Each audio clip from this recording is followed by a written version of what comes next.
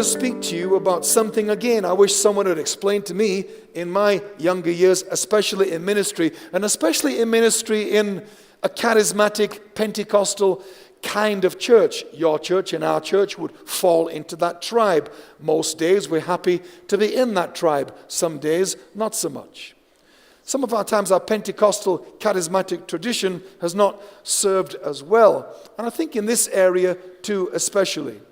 Where this came to me from, the idea to speak to people about this came to me from recently, I was invited to speak at a corporate event in London at a wealth management company in London. And I do speak at corporate events too, and so they asked me to speak on, the title was Life Without Limits. And it was the picture, the media they had for the event was the picture of a man planting a flag on the top of Mount Everest. Life without limits sounds cool, sounds trendy, sounds exciting, sounds look good on a t-shirt. Life without limits. Only problem is there's no such thing as life without limits. So the news I had to break to them was, well, I can come and I'll speak at your event, but if I speak on that title, I'm going to have to redefine it. I'm going to have to explain to the people at the conference that there is no such thing, but explain why I think we believe that's true, but why it is impossible to be true, and I'll reframe it and speak about that if you like. And I said, I love your media, the man planting a flag on top of Everest, but if you take a pygmy and put him on top of Everest, he's no taller. It's just a small person on top of a big thing. And I have realized building church all my life that you should never put small people in charge of big things. I've got into a lot of trouble doing that. And small people are people usually that are emotionally expensive. Just look straight at me right now, all of you. Some of you are like, he's talking about you. Are you here? So I'm going to speak to you about my reframing of that idea, and my version of that is going to be called the gift of limitation. The gift of limitation. I try to work hard on my titles. A good title is one that you remember years later, like a song or a book or a movie. A good title is one that when you remember the title, the content of the message instantly comes back to your recall. A bad title is one that doesn't do that to you, like faith. What are you teaching on, Pastor? Faith. Oh, okay. And people have been in the meeting, they say, what did he speak about? What did she speak about? Faith. Oh, okay. What about faith? I don't know, but it was great. And in my communication masterclass, which Donovan mentioned, one of the things I teach is that your freshness as a communicator, the freshness of what we say is never in the topic. It's never in the subject, because there's nothing new to say, really, unless you dig for it, about David and Goliath. It's always going to be David. It's always going to be Goliath. It's always going to be Moses that crossed the Red Sea. It's always the same players. So if we're going to teach you from these same scriptures that we've taught for hundreds of years, we better find an angle. The freshness is in the angle, not in the topic, but in the angle you find within the topic. So this is an angle within the idea of limitation. And I believe limitation is a gift, and I want you to leave tonight with 3 takeaways to go home with. First of all, I want to reframe your thinking about limitation, as I just said, and see it as a gift.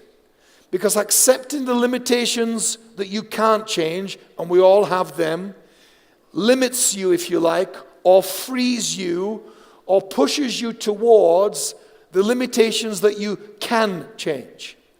Secondly, I want you to know the difference between limitations of design and limitations of default. A limitation of design is why laptops don't make toast. But we don't send the laptop back as useless because we know it was never created to make toast. Some of you were never created to make toast. I'm using it as a metaphor now because some of you really can't make toast, can you? And it's a big issue in your relationship. But I didn't mean that, so stay with me. It's a metaphor. And then I want you to finally understand, if we have time, what I think is the greatest secret limitation of all that nobody tells about, most people don't know about, but we should if we want to understand the nature of limitation. The first time I became aware, I suppose, institutionally, of the curse and tyranny of limitation, I suppose, in the way that it was put to me, was at school at 15 when I went to see the careers advisor. And he said to me, and I went to a school where, the thick, stupid kids went, that was the feel. I failed my exams at 11. We all had exams in our country at 11 years of age. On the basis of the results that day, your following 6 years of education went one of three ways. Grammar school for the kids that passed the test, the smart kids. Technical school for the kids that kind of did average in the test. Those that failed went to secondary school, comprehensive schools. They became known as eventually. Well, that's what I went. So when the careers advisor sat me down at 15 and said to me, kind of one after the other, we sit down, he said to me, "What do you want to do for a job?" And I said to him, "I want to be a fighter pilot." And he laughed at me like, "You get real. That is not an option for you. That's an option for the grammar school kids, but not for people that come to this school." So he laughed in a way that I knew he didn't take me serious. So he said, No. He said, "I'm serious. What do you want to do? What would be your ideal job?" I said, "I told you, I want to be a fighter pilot." So realizing that I wouldn't let go of this fantasy, in his opinion, he said to me, "Well, let me ask you, what does your dad do?" What does your dad do? Meaning, whatever your dad does is what I think you should think about doing, because this was the day and age of apprenticeships. And so if my dad had a certain job, I knew he would say to me next, "Well, maybe your dad could get you an apprenticeship. What does your dad do?" So he said to me, "What does your dad do?" So I said to him, "My dad is a serial killer." I did.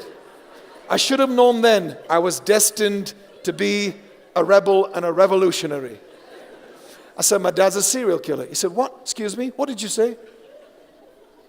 I wanted to say that to him so he couldn't say to me, "Perhaps he can get you an apprenticeship."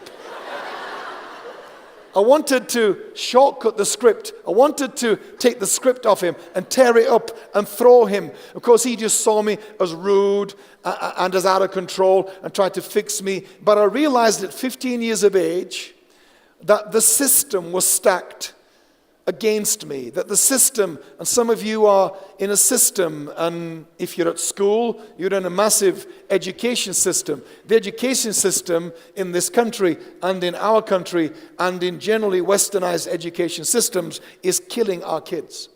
Every parent in here, more than ever, you have to get involved in nurturing your kids, because schools are killing them. Schools are obsessed with tests and exams that tell you nothing about your child. What we're interested in is the flourishing of people. It's a big passion of my life to invest in people so that they can flourish, because I believe we have a crisis of human flourishing all around the world. Because natural resources are buried deep in the ground and they're very complicated and expensive to reach. So are human resources. The best parts of you, your particular genius and brilliance, is way below the surface. And if no one helps you to figure it out, if you're not in cultures like this church, where our culture is geared towards championing your potential, towards helping you get out your brilliance, because school won't help you do it. So we have to find other places where we get around people that are not going to say to us, "What does your dad do?" and stop you there, as if that's the limitation of your life. What does your dad do? So I realized early on that I must not accept, nor must you, these imposed limitations that are put on us by where you were born, the color of your skin, your socio-economic background, the education system, the system of the country that you're in. Apartheid, that this country came out of, was an institutionalized, limiting, non-believing in people's potential system. And thank God that that is over, but it's still not over in many people's mentalities.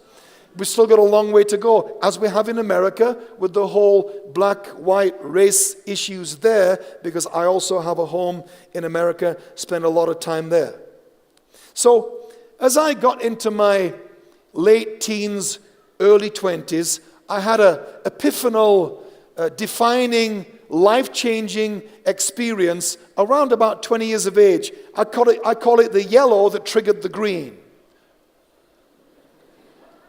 The yellow that triggered the green. Now, I got married when I was 16, and by the age of 20, I had 3 kids. I know, I told you I was 95. I have been married now for 45 years and have 4 children. And our first daughter, Charlotte, who herself is in ministry all around the world, and Charlotte and her husband now pastor the church that I handed over to them in 2012. She was born when I was 16. She wasn't planned, you know what I'm talking about. She was 5 months old before we got married. Most people court, date, get engaged, get married. We just bypassed all that stuff and just had a kid.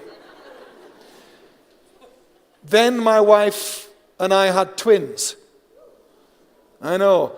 People go, oh, fantastic. No, come here, let me talk to you a little bit. Because I didn't sleep for 3 years. So by the time I'm 20, I've got 3 kids. I'm living in a council house, a government-owned house, you might call it. The projects, they call them in America. And it had a bright yellow front door. Because in the council houses, the government houses, this was how it worked. This is how the painting scheme went. Blue, green, yellow.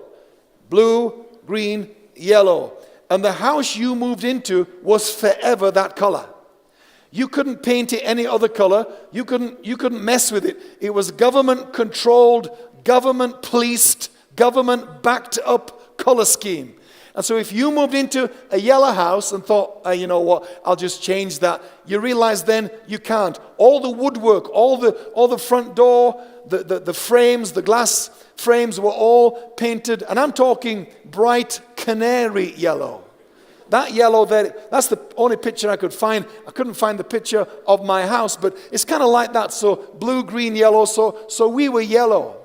And I was about 20, and I had 3 kids, and we were broke, and I was in a job that I hated, but I had to kiss that frog to pay the bills because we had 3 kids, and we were not doing well, and we were struggling in our relationship and fighting and arguing all the time because we just were so young and so stressed out and didn't have any help, and I felt such a failure in not being able to change that, not lifting us out of that. And, you know, I didn't have a good relationship with my dad. One of the books I wrote was called I Am Not My Father, as a commentary about that situation with my dad. But I remember feeling about 20, I am a total repeat of my dad. That I would not want to be him. I don't want to repeat his life, but I'm kind of defaulting to becoming like my dad because I feel powerless, which my dad felt all his life. I have no money. My dad didn't all his life. I resent my life, and my dad resented his life, all of his life, and we grew up around that moodiness and that aggression, which became violence and drinking in him. And I thought, I can see the beginnings here of me becoming a repeat of my dad. And one morning, I opened the curtains to get up and, you know, start the feeding routine and then set off to walk to work. I worked in a carpet factory and I was going to set off to work. I opened the curtains and there's a guy on a ladder painting my house bright yellow. A council workman, a government employed painter, painting my house yellow. I opened the curtains. He did the worst thing or the best thing he could have done. I opened the curtains and he went, winked at me like, good morning, I'm painting your house. I'm doing you a favor. Aren't you glad I'm painting your house? But it had a different effect in me. It woke up the Incredible Hulk in me. The passive Dr. David Banner version of me that had been going along with this life I didn't like, that morning something happened. You've all had and will have moments like this. Sometimes you can't see them coming. Sometimes the way they arrive is a bit odd, a bit weird. It's hard to explain to someone. Something just happens. You see something, feel something, experience something, and something just goes off inside you. What you got to do then is not calm down. Last thing some of you need to do is calm down. You've been too calmed down for a long time. What we need you to find is this person inside of you, because everybody has one. Every single one of us has the equivalent of an incredible Hulk, angry, I'm done with this, I won't have this anymore, person in us. And mine had gone to sleep. And that morning, the council painter woke up the incredible Hulk in me, and I turned to my wife and I said, right, that's it. I'm done with this. The guy's painting. I don't even have the power to determine the color of my own house. Never mind, do I want it painting today? It's yellow. It's been yellow for years. And the man winked at me. How rude. How cheeky. He winked at me. I said to my wife, and I'm ranting as she is feeding the babies, and I'm ranting about the painter. And she said to me, well, what are you going to do about it? I said, I'll tell you what I'm going to do. I'm going to get out of this crummy job. I'm going to get a job that pays me more money. And I'm going to start saving. We're going to buy our own house. So she said to me, go ahead and make my day. So I was so angry, and I kept that anger alive in me, and I went out and started to look for a job, and I thought, I'm going to get a job in keeping with my strengths. I talked about that Soar With You strengthening. I hadn't figured out by then what all my strengths were, but I knew I could talk. The gift of the gab, some people call it. So I thought, you know what? I'll get a job selling stuff. My idea being, if I can get a job selling stuff as a salesman, I'll get a car as well. And we'll have transport, because we had no transport. We were in the church that I pastored for 30 years, but we didn't live in the city. We were getting 3 buses every Sunday morning with our kids, taking them to church every Sunday morning for years, and we didn't have a car. So the idea of a car that was provided with the job to me was an ideal scenario. So I went, long story short, I got a job as a salesman. I started saving for the first 2 or 3 years, and I saved up enough money to get a deposit on a house, to get a mortgage, to buy a house, and I was the first Scanlon ever to own our own house. It was kind of a no big deal to people that have always owned their house, but it was precedent setting. It was barrier breaking in our family, as is some of the things that you have and you will go on to do in your life. And for me, to buy our own house and to take my little family to our own house. And I remember in the first week, I painted my front door. I'll tell you now, it was not yellow. And so this has to happen, I think, in some shape or form in life for all of us. And it needs to happen for us corporately and organizationally and politically. And in so many ways, we need the equivalent of something like the yellow that triggers the green. Something in your life that makes you feel, okay, I'm done with this. I'm so done with this. And it wakes up this other part of you that has been passive for too long. This is how we begin to figure out the difference between limits of design and limits of default. Let me speak to you about limits of design and limits of default, so that you can understand the gift of one and the non-gift of the other. Limits of design is stuff that you were born with. So the physiology, the DNA, the biology, the limitations that God gave you. So you're never going to be Beyonce. And you have to accept that. You're never going to be Taylor Swift or Ed Sheeran or Mo Farah or whatever figure you aspire to. You have to accept these God-given limitations. If you can accept the limitations by design, you were designed not to be able to do that stuff. It then frees you to not waste your time trying to make a limitation of design into a strength, because you can't do it. And we wish people would tell that to these people that go on Africa's Got Talent or whatever you call that show here. these talent shows, where these kids get on stage and they interview their friends and parents before they get up and they say, oh, she's going to blow you away. I'm telling you now, he's unbelievable. Oh, man. And we all know, don't we, what's coming. Then the kid gets on stage and it's a train wreck. And when the judges say what we all know, they get offended. And now the parents get offended. And they slam the door behind them, cursing the judges. That's not accepting a limitation by design. And if you accept limitations by design, you will not spend seasons of your life trying to make toast when you're a laptop.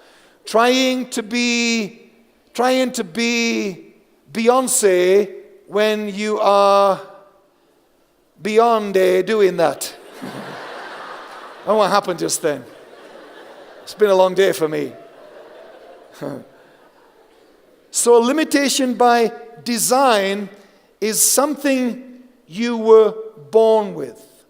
And what people say to us, which is why this life without limits thing gets loose, hey, you can be whatever you want to be. No. That is bad advice to tell a child, to tell anyone. You cannot be whatever you want to be. You can only be whatever your strengths allow you to be. If at first you don't succeed, try again. No. If at first and second and third and fourth you don't succeed, you need to stop and check.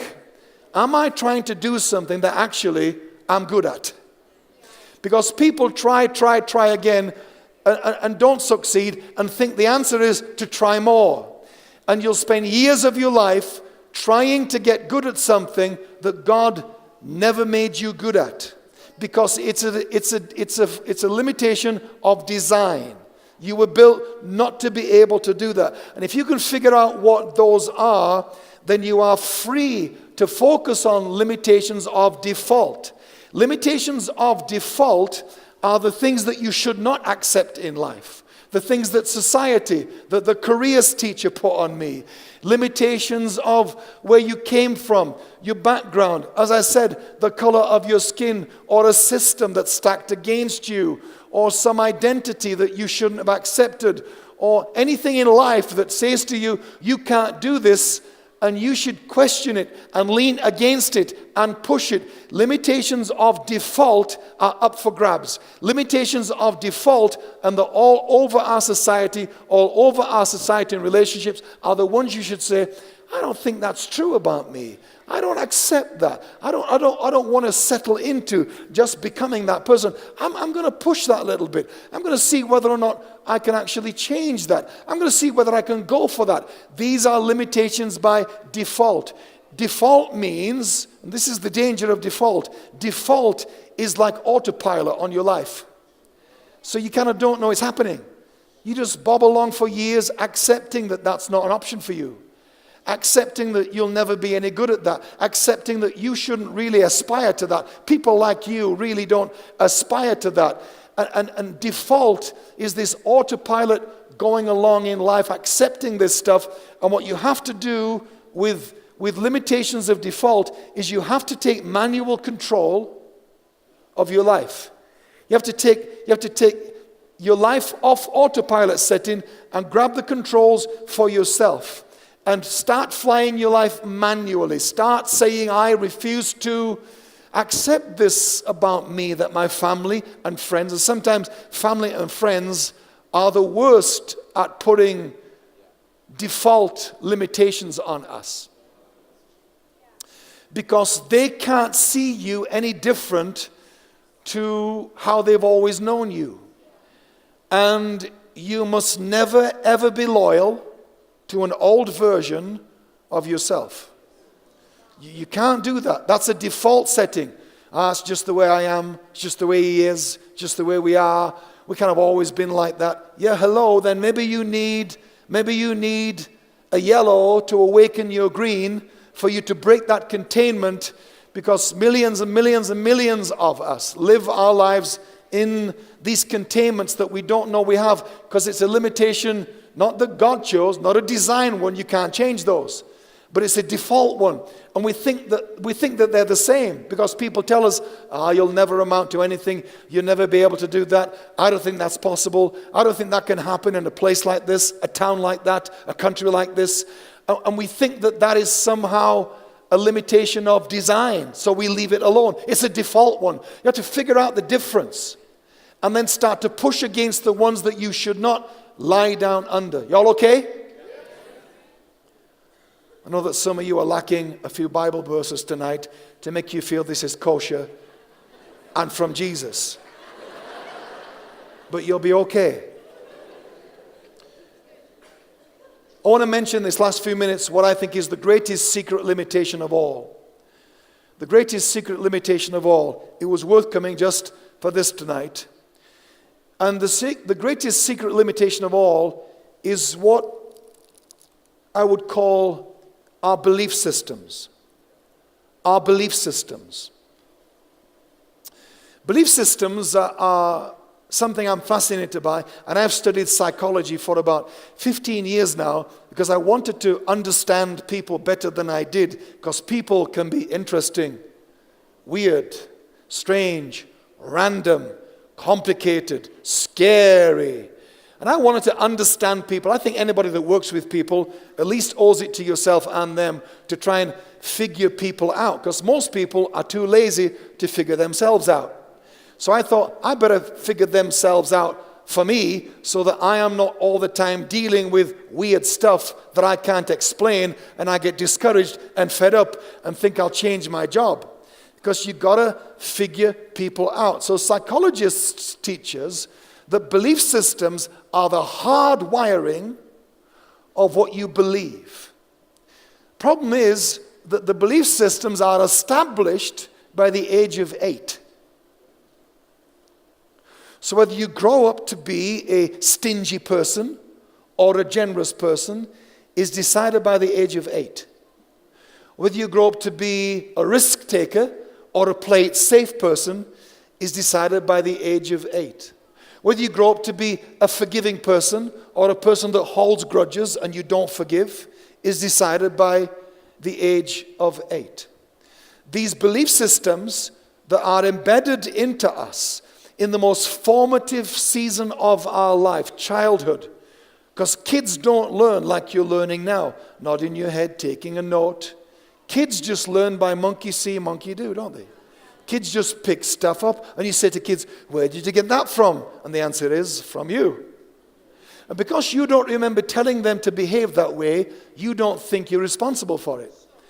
But kids don't learn by telling them this is what to do or not to do. Kids learn by example and by atmosphere and by the default autopilot mode of the home they're in. So you can tell the kids all day. I could do a lecture in here on mumps and do a brilliant multimedia presentation on mumps. You'd have a notepads filled. You'd be a genius on mumps. But if I've come in here with measles, you leave here with measles knowing everything about mumps. Because people catch who you are. People catch what you have, not what you say you have or what you say they should have. And this is how kids pick up and people pick up default mode beliefs. So these belief systems we all came into this room with tonight. And these things were decided way upstream of where you are now. And now you're not 8. Maybe now you're 38 or 48. All you know is, I've got stuff in my life that I don't even like about myself, and I don't know what to call it. I just feel threatened in certain situations, or I feel insecure around people, or I'm cynical all the time. I always have to sort of bring someone down a peg or two. I always have to have the last comment, or I'm a very nervous person, or I'm kind of overconfident, and I kind of overtalk and overshare. The oversharing thing? Overshare. And there's these fault lines in our lives, and it's cost you jobs, and it's cost you friendships, cost you opportunities, but we don't know what to call it. And usually they are these default mode belief systems that we don't know that we had. For instance, 3 million plus Hebrews came out of Egypt, but they died in the wilderness not because they were slaves physically, but because they were slaves mentally. So they had a slave mentality. They had a victim mentality, because oppression breeds victimization. Oppression breeds victim mentality, and your country knows a whole lot about that. So do other parts of the world. So these generationally established slaves couldn't get over the fact that they were free, and so still behaved like slaves though they were free. And it was that belief system that cost them getting to the promised land. So this is how real this is. These things can be life or death. And no one tells us, that's why it's a secret, no one tells us that these socio-economic, cultural, regional, racial, gender, whatever they may be, belief systems are deeply embedded in our lives. And because we have two minds, we have a conscious mind and a subconscious mind. We all know that. What we don't know is the ratio. The ratio is that our conscious mind is only 20% of our thought life. 80% of your thought life is subconscious. How scary is that? 80% of where your thinking comes from is below your consciousness. It's where your beliefs sit. And those beliefs are controlling all outcomes. This is why you can go to the gym in January.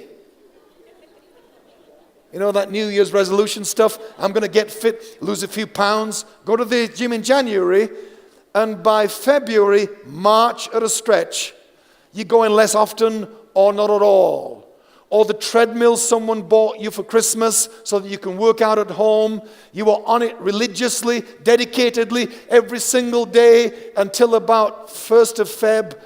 And by the end of Feb, you just use it to hang your clothes on.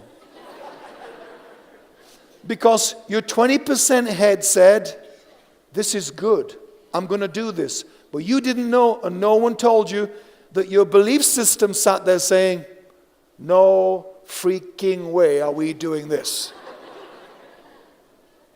And what you don't realize is this, or what we don't realize is this with this issue. You cannot have a behavioral change without a belief change. It will not sustain. But we try to change things by behavioral modification all the time, never realizing that we default back to the wrong behavior, because what's feeding the wrong behavior is these deeply subconscious belief systems. And these belief systems are controlling all of the outcomes in all of our lives here tonight. This has been good for me as a leader and a pastor, because it makes me more realistic about what's possible in a service like this. My expectations have totally changed on what's possible. In me talking to you for 30 minutes, I kind of downgraded years ago what I believe was possible. You'll never hear me as saying, ever, I stopped this years ago, hey, I've got to tell you, this is going to change your life tonight. Because that's over-promising, and I don't decide that. You decide that. So when people say, when I'm in a meeting and people say, I've got to tell you, this will change your life, I say to myself, I'll be the judge of that. Because you will, and I will. I might say something to you and say, guys, this is really, really important. But I don't hear what happens next, which is what goes on inside your head, because there's two voices in this room. There's what I am saying to you, then there's what you are saying to you about what I'm saying to you. And what you say to you is by far the most powerful voice in your life. Let's get the band back up here. I should have said that some moments ago. When you say that, it gives people hope we finished. Seriously, I've been in some meetings where I wish to God the band would have got up sooner. Felt my life flashing before me on the third hour. Thank God for these kind of churches where we realize people have lives outside of the church, and families and jobs and stuff. So the band can come back up now, thank you. When you don't say, can the band come back up, and they get up, it's like their way of saying, okay, get off. So we all have here tonight, you've all come with these subterranean, subconscious, default belief systems. I don't know what they are for you. J.K. Rowling, that wrote Harry Potter, was interviewed on TV a while back, and she's now multi-millionaire worth hundreds of millions, married, 2 kids. And she was telling the story about, she was trying to write the 7th edition of Harry Potter, but her house was chaos with the kids and school run and school pickup and family around and staff in the home, and she was behind on the deadline and panicking. And her friend said to her, "Joe, you should go and rent a hotel suite, buy a flipping hotel, go and rent a space and go and write there. Don't try and write at home. Go and buy a space, rent a space and go and write there. Then come home and be mum and then go back and write in the hotel. Go and rent a hotel room, rent a hotel suite." And J.K. Rowling said to a friend, "But that would be such a waste of money, so expensive." To which her friend went, "You didn't just say that to me, did you? You didn't. We get to say that, not you." And when J.K. Rowling said, "I heard myself say, but that would be so expensive," she said, "It's only then I realized that the broke single parent that wrote the first Harry Potter in a coffee shop in Edinburgh, where she went to keep warm because she couldn't heat her flat, when she drank 2 coffees a day because she couldn't afford more than 2, and she would sip it slowly so the owner didn't throw her out, and she would sit for the warmth in the coffee shop typing the first ever Harry Potter." She said, "It's then I realized," when my friend said that to me, she said, "It's then I realized that the broke single parent version of me had not caught up with the multimillionaire version of me." That's a belief system that locks you and anchors you in an old mindset, even though your whole surroundings now say that all that should have changed. So this is the greatest secret that keeps people limited. These belief systems that prevent you progressing, even though you want to, and you know you can, and you should, and you do the equivalent of going to the gym, the equivalent of trying to improve yourself, and you default back all the time to the person you don't want to be. The chances are you have a belief system, and the only way to change it is you have to reprogram that subconscious jukebox. Got to put new tunes in there, and it's hard work. It's hard work personally and corporately, and a lot of people quit because it's so hard work, and the longer you leave it, the tougher it is. But I got to tell you, those belief systems are where your default limitations are coming from. And we've got to identify them, find a language for them. At least if you go home tonight saying, "I wonder, what would be my belief system?" Ask your friends, what would you say would be possibly one of mine? Can you help me get in the neighborhood even of where I might have an internal default limitation that's just stopping me progressing? Because you know what your natural ones are. They're easier to spot maybe. These default ones are tricky. And so I'm just shining a light on them in the hope that it may become aware to you that you have 1 or 2 or 3 that you can identify. Tell you, if you can change just one of those for the rest of this year, if you can work on one and reprogram one belief system, it will completely, seriously, it will completely release your life to a whole new level and give you a lot of more options that you don't have right now, because you don't know what it is that's holding you back, because you want to change, you want to do that, and you try, but you keep being dragged back. It's probably a belief system that's limiting your life, and that's one of the best kept secret the devil has. But it's not a secret anymore because I just told you. Amen? Come on, let's stand together all across the room.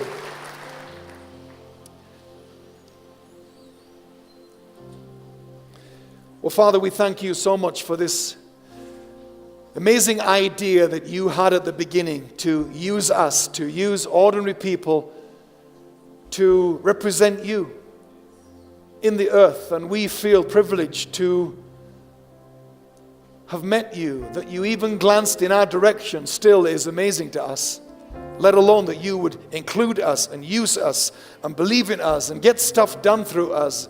And so we are here tonight always in awe of your grace and your inclusion of us.